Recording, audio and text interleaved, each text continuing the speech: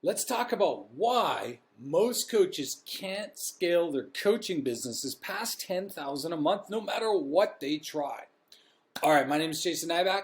I've been at this about 20 years now, and I run a multi-million-dollar per year coaching business that helps coaches get clients and teaches coaches how to get clients using Facebook ads and so on and so forth. So let's get into it. Here's why most coaches can never scale past 10,000 per month no matter what they do.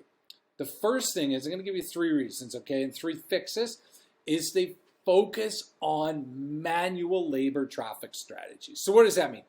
The vast majority of coaches out there under 10,000 a month are focusing on only organic, okay? They're focusing on creating, nice things to put on their Facebook page. They're posting on their business page all day. They're manually trying to get people into their Facebook group. You know what I mean? Hey, I see you liked my blog or whatever. Would you like to join my Facebook group? And it's very manual, adding people to groups. And then in the groups, they're private messaging everybody saying, hey, I'm a XYZ, I'm a weight loss coach. Is something you're interested in? I'd love to set up a call with you. You know what I mean? Or on LinkedIn, they're commenting on everybody's stuff. They're manually connecting with all their connections. It's just the key word is manual labor, okay? Here's the problem with that.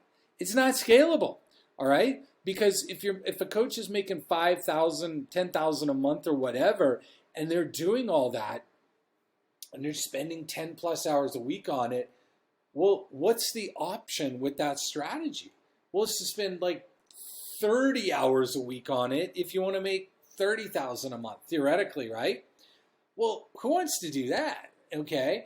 And it's extremely hard to outsource the manual, the organic stuff. It's really hard to do that. So what do? They just keep doing it and hope it works. Maybe raise their prices. There's a variety of things. But at the end of the day, they still can't make it work and they still can't get any clients. So that's the first thing is. So what is the answer? Well, what we did is focus on paid traffic. The majority of coaches I know and or I've coached focus on Facebook ads. And why Facebook ads? Because it works quickly. They have the targeting, and also it's an ROI thing, right? If you're, for example, spending 1,000 on ads and getting 5, 6, 7,000 back in terms of revenue from clients, well, now it's about scaling the ads, right? It's just scaling it, and then you keep the difference, and that's the profit. Obviously, I'm not here to guarantee anything or anything like that, but I'm just saying in general, that's what we've done over the years. And I've started at went way back years ago, $5 a day in ad spend. And we spend, I don't know, last calendar year, according to this video, we spent about 1.3 million on ads, okay? And so that makes it easy because that way, then what we do is we take what we've learned on the ads and we create these videos for everybody to talk about what we've been learning. So the first thing is stop focusing on manual labor traffic strategies because they're not scalable unless you're like an A-list celebrity, some sort of social media influencer. It's extremely hard, okay? Not only that, on the manual labor traffic strategies, it eventually costs you money, right? You're eventually going to have to hire a VA to create all your images and backgrounds and then put everything on Instagram and Twitter and LinkedIn and all these places so that you can put all your content over all the platforms, and then somebody to follow up with all the comments, and then edit your videos and all that kind of stuff. You can spend, easily $1,500, $2,000 a month to do it, right? At the base level to just get this organic stuff going without factoring in all your time to create endless amounts of content, right? And so why not just take that couple $1,000s a month that you were spending on all this organic, put it in the ads. Well, what is the ROI on that? You know what I'm saying? And then keep growing that. All right, second thing. They try and sell coaching like they do a referral. Okay, this is very important. This is one of the reasons I think so many coaches out there can never get their coaching businesses past 10,000 a month. Here's what happens. When you have a referral, when somebody sends you a referral, it's basically you're taught you maybe meeting this person on Zoom, and they're like, yeah, my friend Jane told me all about you, told me you charge whatever it is, told me how awesome it was to work with you, all these amazing things, right? And so you're talking to them and you're like, yeah, so it's the same deal, same price, same everything. You want to do it? And they're like, well, yeah, Jane told me it's the best thing ever. So of course, let's do it. How do you just want my credit card information? You see what I'm doing there? And then they move forward, okay? Now, one of the biggest problems coaches do is they sell coaching like they do to a referral. So what they do is they'll have somebody fill out an application, book a call, and then assuming they show up, because they usually don't have the right strategy in place, they show up and you're like, yeah, this is how I can help you. And it's, whatever, 4K, 10K, whatever it is. And they're like, oh my gosh, wow. It's more than I was expecting. I just met you. I don't know. There's a lot of money, blah, blah, blah. I got to think about it. I'll call you back. And you're like, oh, yeah, okay. No, I don't want you to make any commitment right now, right? And then what happens is they ghost you. You never hear from them again. You're like, see, doesn't work. This isn't working, right? And that's what so many coaches end up doing. Or they just go, you know what, everybody I'm talking to is broke.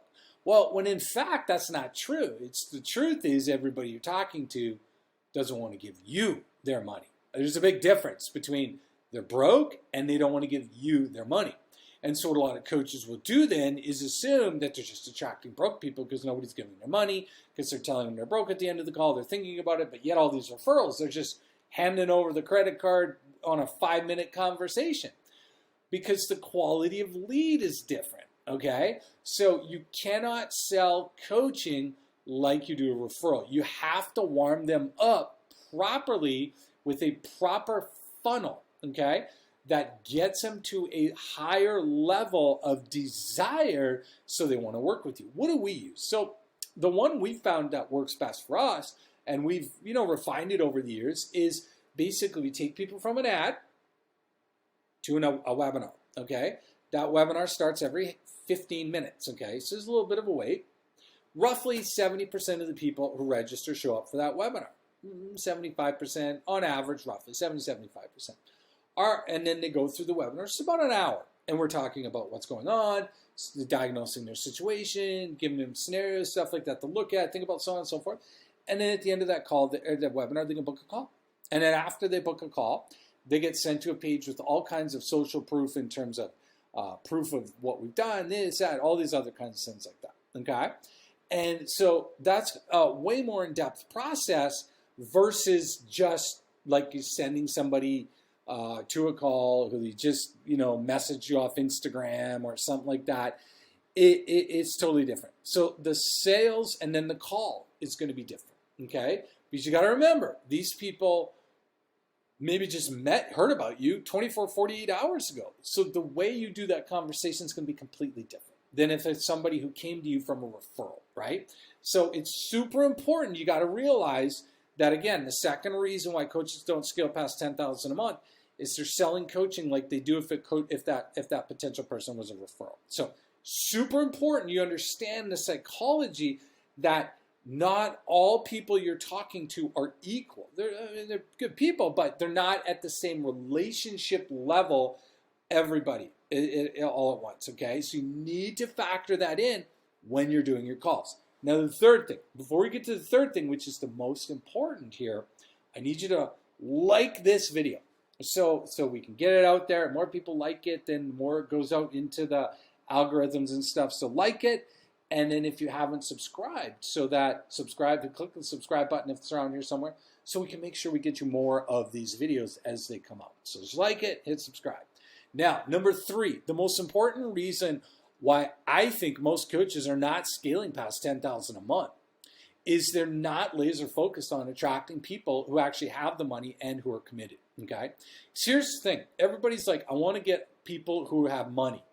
Well, money is not the only qualification you need to focus on, although it is a qualifier. If they don't, it's kind of that thing like, if they don't have money, they're not going to be able to afford your coaching. But at the same time, it doesn't mean that they're going to buy your coaching.